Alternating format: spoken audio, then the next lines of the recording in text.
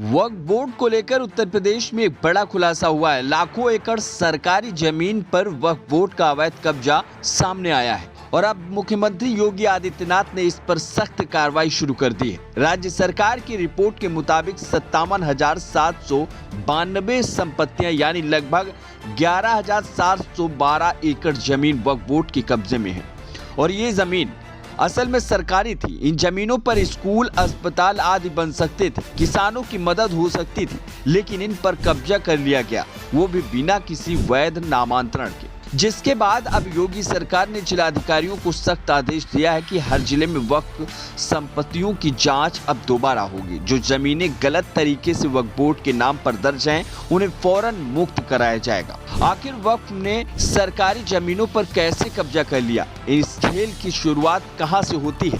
आइए आपको बताते हैं। इस विवाद की जड़ें 36 साल पुरानी है। दरअसल 1989 में उत्तर प्रदेश की तत्कालीन सरकार ने एक ऐसा आदेश जारी किया जिसने आने वाले दशकों की जमीन की तस्वीर ही बदल दी।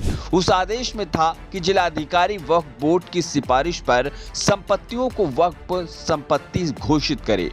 उसकी न जांच होगी, न सत्यापन होगा और न किसी ही जमीन के मालिकाना हक की पड़ताल होगी। इसके बाद वक्फ बोर्ड ने बड़े पैमाने पर संपत्तियों को अपने नाम दर्ज कराना शुरू कर दिया। कई जिलों में बिना तहसील रिकॉर्ड में नाम चढ़े ही जमीनें कब्जा कर ली गई। वक्फ अधिनियम की धारा 30 का भी जमकर गलत इस्तेमाल हुआ।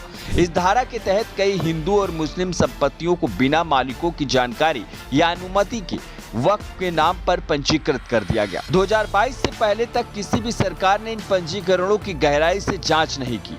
नतीजा, पूरे राज्य में वक्फ बोर्ड के रिकॉर्ड में ऐसी संपत्तियां जुड़ती रही जिनका असली हकदार कोई और था। और जब 2022 में योगी सरकार ने जिलाधिकारियों को जांच के आदेश दिए, तब जाकर सच्चाई सामने आने लगी।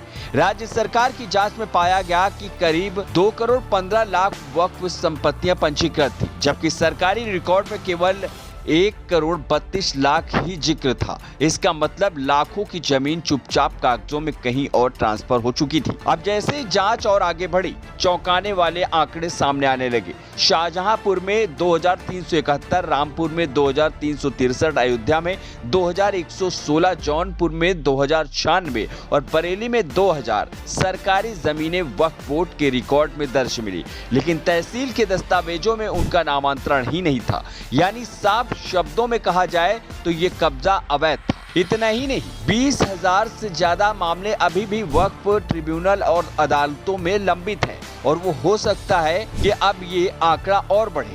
वक्फ के नाम पर संपत्तियों पर अवैध कब्जे को लेकर अब मुख्यमंत्री योगी आदित्यनाथ ने बेहद कड़ा रुख अपनाया है। उन्होंने राजस्व विभाग को निर्देश दिए कि सभी जिलाधिकारी एक निर्धारित प्रारूप में दोबारा जांच करें। पुरानी अधूरी रिपोर्ट्स अब मान्य नहीं होगी। रायबरेली की डलमऊ तहसील प्रदेश की एकमात्र ऐसी तहसील थी जिसने शासन को पूरी रिपोर्ट सही प्रारूप में भेजी थी।